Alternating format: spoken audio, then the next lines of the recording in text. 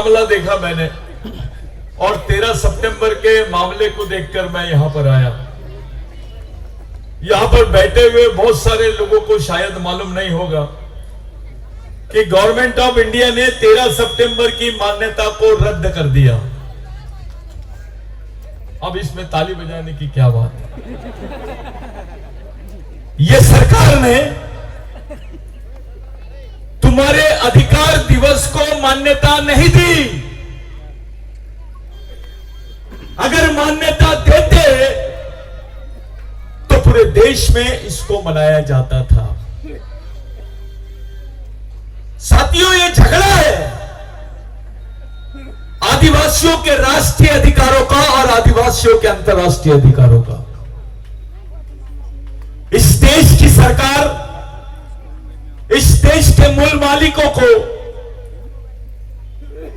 यानी आदिवासियों को अंतर्राष्ट्रीय अधिकारों से वंचित करना चाहती है। कुछ लोग दबे कुचली छोटी मोटी भाषा डर डूर के बात करते हैं। इधर कोई डर वर का लफड़ा नहीं है। ये अपनी बात कर रहे हैं। हम अपनी बात कर रहे हैं। जिस देश के मोदी जी प्रधानमंत्री है उस देश के आप मालिक हो, ये याद रखो। अपनी पहचान को खत्म मत करो, क्योंकि आदिवासियों का जो मुख्य झगड़ा है, जो संघर्ष है, उनकी पहचान के लिए, उनके अधिकारों के लिए है। जब बात अपनी पहचान और अधिकारों की होती है वहां कोई समझौता नहीं होता। वहां समझौता नाम की कोई चीज नहीं होती। अगर भगवान टंटाभिल ने समझौता किया होता तो आपके बदन पे कपड़े नहीं होते। अभी ताली नहीं बजाना कोई। भगवान टंटाभिल ने अपने गले में फांसी नहीं लगाई होती, माफी मांग लिया होता तो आपके पास जमीन के टुकड़े नहीं होते। ये जो अधिकार दिवस हम लोग मना रहे हैं, कोई भगवान ने नहीं दिया तुमको अधिकार। तुम्हारे भगवान कौन है? 1911 के रिकॉर्ड निकालो, जाओ पीछे, उसका 7 वाला टटोलो, उसका रिकॉर्ड टटोलो कि तुमको जमीन किसने दिया, क्यों मिली, किस लिए मिली। आज उस बात पे बात करना बहुत जरूरी है। आप अधिकारों की बात कर रहे हो, आप हक की बात कर रहे हो। भाई अधिकार और हक किसने दिया? भगवान ने दिया। आपके पास जमीन का टुकड़ा है, उसके पीछे आपके समाज के क्रांतिकारियों का हाथ है। उनकी जाने गई, हजारों लोग मारे गए सतपुड़ा और सह्याद्री में, हजारों की संख्या में, जिसकी गिनती गवर्नमेंट ने नहीं करी। कुछ आते हैं हमारे पास आलतू फालतू और बताते हैं ये फलाना है, ये फलाना देशभक्त है। ये देशभक्त की परिभाषा आपको समझाते हैं।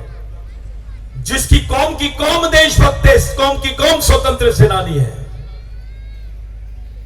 जिस आदमी ने पूरी कौम के, आज आपको जो भील वंश की बात कर रहे, चाहे पावरा हो, भील हो, बिलाला हो, बारेला हो, गावित हो, ठाकर हो, ठाकरा हो, ये जो आज आप लोग जमीन की अधिकारों की बात कर रहे हैं, ये किसकी वजह से? अरे आपको अधिकार तब मिले जब देश आजाद नहीं हुआ था, देश का कॉन्स्टिट्यूशन फॉर्मेशन में नहीं आया था, संविधान निर्माण की प्रक्रिया चल रही थी। उस वक्त आपको टंटाभिल ने अधिकार दिलाया, जिसको रिकॉग्निशन एक्ट बोलते हैं, जिसको प्रमाणित कानून बोलते हैं। वो land recognition act, land acquisition नहीं, land recognition act. Land acquisition का मतलब होता है भूमि संपादन अधिनियम। जो रिकॉग्निशन एक्ट है, यानी जिस जमीन पे आप रह रहे हो, जिस जमीन को आप बो रहे हो, उसके आप मालिक हो। यह बात टंटाभिल की वजह से हुई है। उसको बुला दिए। साला कोई डाकू बोलता है, कोई चोर बोलता है तुम अपने भगवान को डाकू और चोर बोलते हो। ये सरकार तुमको क्रिमिनल ट्राइबल बोलती है। ये जो भील बारेला पावरा बैठे इनसे पूछो 1912 तक 1932 तक आपके बच्चा अगर आपका पैदा होता था तो उसके सामने भी क्रिमिनल ट्राइबल लिखते थे, क्रिमिनल ट्राइब। जाओ पुलिस स्टेशन के रिकॉर्ड तक तोड़ लो। गुनहगार जमात, और गुनहगार जमात के खिलाफ में ऐसा कानून था कि अगर किसी भील को मारते, बारेला को मारते, बिलाला को मारते तो पुलिस स्टेशन में एफआईआर नहीं होगी। मैं यहां से आधिकारिक रूप से बोल रहा हूं, तुम्हारा बच्चा पैदा होते से गुनाहगार था इस देश में। वो आजादी दिलाने वाले भगवान का नाम है भगवान टंटा भील राघोजी भांगरा। फिर ताली बजाए तुमने, पहले सुन लो। ये जो दो बातें हैं, अधिकारों के नाम से हमको बरगल आते हैं। 2 एकड़, 5 एकड़, 6 एकड़, 10 एकड़, 20 एकड़ जो जमीन आपके पास है, ये जमीन देने वाले लोग हैं। आपको जमीन मिली, उनकी जान गई। जीसस क्राइस्ट को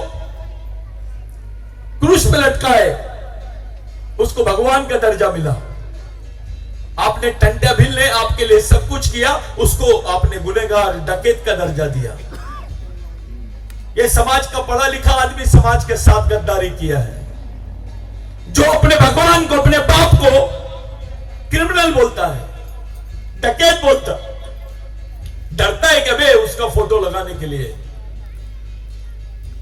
यह गांधी का आंदोलन नहीं था, बाबा साहब का आंदोलन नहीं था, उसके पहले टंटा भील का आंदोलन था। उस आंदोलन ने आपको जमीन का मालिक बनाया। उस आंदोलन की विचारधारा ने आपको इस देश में आदिवासियत की पहचान दिलाई। डॉक्टर बाबा साहब अंबेडकर ने वही एक्ट रखा, संविधान बनाते वक्त उसी कानून को रखा जो कानून बिरसा मुंडा के आंदोलन से बना हुआ था। जो लैंड एक्विजिशन 1898 में बना था, उसी को उन्होंने संविधान में एज इट इज रखा कि आदिवासी की जमीन गैर आदिवासी नहीं ले सकता, और गैर आदिवासी तो क्या सरकार भी नहीं ले सकती है। तब आरक्षण नहीं था। जब देश आजाद नहीं हुआ तो आपके जिंदा रहने का एकमेव साधन था जमीन। आजादी के पहले इस देश की 62% जमीन आदिवासियों की थी।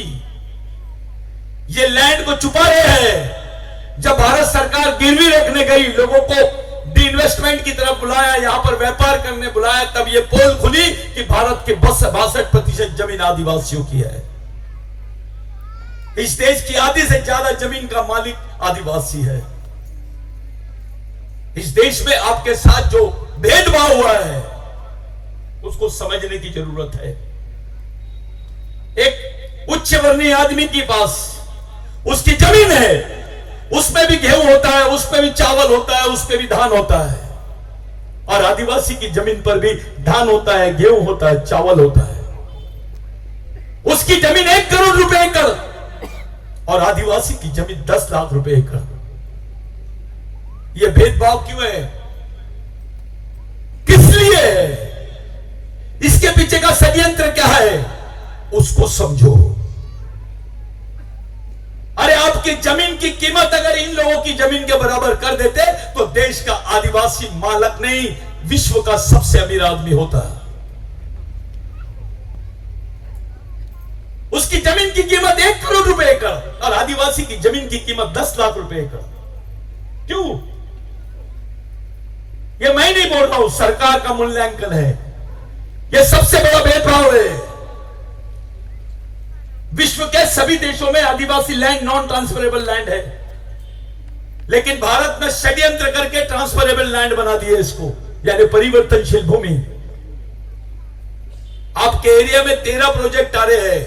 मारू दादा, जो ये दिल्ली मुंबई कॉरिडोर जो बना है उसमें 13 प्रोजेक्ट आ रहे हैं, जिसमें 1,22,000 हेक्टेयर जमीन आदिवासियों की जाएंगी।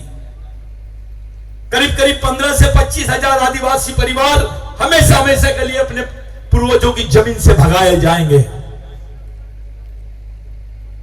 क्या करोगे आप? कैसे करोगे आप? आदिवासी का क्षेत्र है, 5वीं अनुसूची का क्षेत्र है, ये सिरपुर आरक्षित क्षेत्र है, लेकिन कंट्रोल दूसरे का है। ताली बजाने वाली बात है। ये गांडूगिरी क्यों कर रहे हैं हम? क्षेत्र हमारा, लोग हमारे, नियंत्रण दूसरे का। क्यों? इसलिए क्योंकि हमारी अपनी सोच जिंदा नहीं है, हमारी सामाजिकता जिंदा नहीं है, हमारे दिमाग में समाज नहीं है, हमारे विचारों में समाज नहीं है। हमारे विचारों में नेता है, पार्टी है। मैं नेता बड़ा कि समाज? पार्टी बड़ी कि समाज? तो उसको बचाओ पहले। आपके बदन पे कपड़े हैं, आपके पास नौकरी है, आपकी पहचान है, ये केवल समाज की वजह से है। आपके आदिवासियों के जीवन में समाज भगवान से बड़ी चीज है। इस देश में भगवान पैदा नहीं हुआ था, तब से आदिवासी रहता है। और ये सरकार बोलती है कि भारत में आदिवासी नहीं रहते हैं, और अपने कुछ बेवकूफ नेता ताली बजाते हैं। साले तुमको वनवासी बोलते हैं, फिर भी ताली बजाते हैं। अबे इतनी गुलामी क्यों? तेरी आने वाली पीढ़ी का क्या, तेरे बाल बच्चों का क्या होगा? तेरी पहचान ही खत्म कर रहे, तुम्हारी तो जड़ी खत्म करने के पीछे पड़े हुए। इस षड्यंत्र को समझने की कोशिश करो। अगर ये षड्यंत्र से नहीं निकलोगे तो अपने बाल बच्चे भी गुलामी की जिंदगी जिएंगे। ये जो माहौल बनाया जा रहा है आदिवासियों के इर्द गिर्द कि भाई आदिवासी तो बेवकूफ है, सिरपुर का तो नियंत्रण हमारे पास में है, ऐसी परिस्थितियां पैदा करो कि समाज के पास सामाजिक नियंत्रण आ जाए। जब हमारी मां बहनें इनकी सड़क के सामने जाती है तो इनको देखने का नजरिया अलग है। बेचारे, मैं सुबह देखा लकड़ी के ढक्के लेकर, कट्टे लेकर वो हमारी मां बहनें जा रही थी, और कुछ लोग उनको हंस रहे थे क्योंकि उसकी कमर दिख रही थी। यह परिस्थितियां है हमारी। यही कमर माधुरी दीक्षित की दिखती तो साले ताली बजाते। अरे उसकी मजबूरी देखो, उसका फटा कपड़ा है करके उसका जिस्म दिख रहा है। वो तो जिस्म दिखाने के पैसे ले रही है। मेरे को जब भी वालू दादा की बातों पे से एक उदाहरण याद आया। दादा, बस्तर करके एक बेल्ट है, बस्तर में नारायणपुर करके एक एरिया है, वहां पे आदिवासी लोग हैं। वो लोग शिवरात्रि के दिन भर मेहनत करते हैं। यानी उपवास कैसे करते हैं? दिन भर मेहनत करते हैं, जब तक के बदन का पसीना नहीं निकलता वो लोग अनाज को हाथ नहीं लगाते।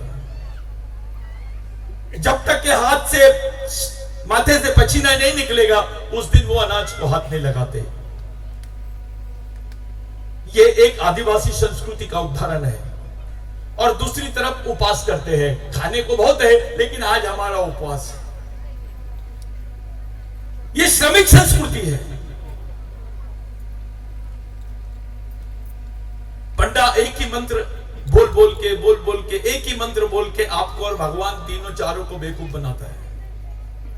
हम उसके पैर पड़ते हैं।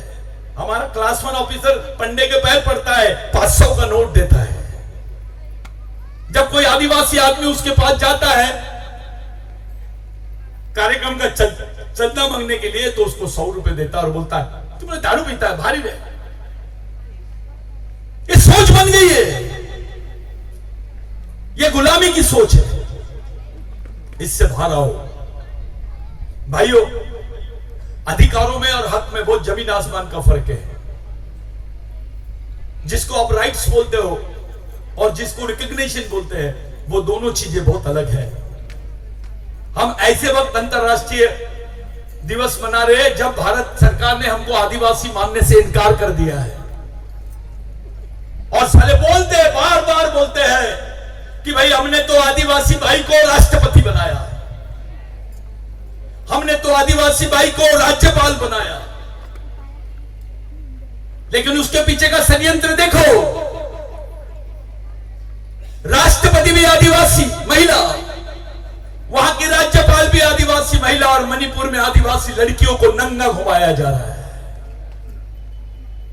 खुलेआम नंगा, और उसके वीडियोस दिखा के पूरे देश को दिखाया जा रहा है, और खुलेआम सड़क पर उसको गोली मार दी जाती है। तालिबान में नहीं हुआ है ऐसा, इंडिया में हुआ है।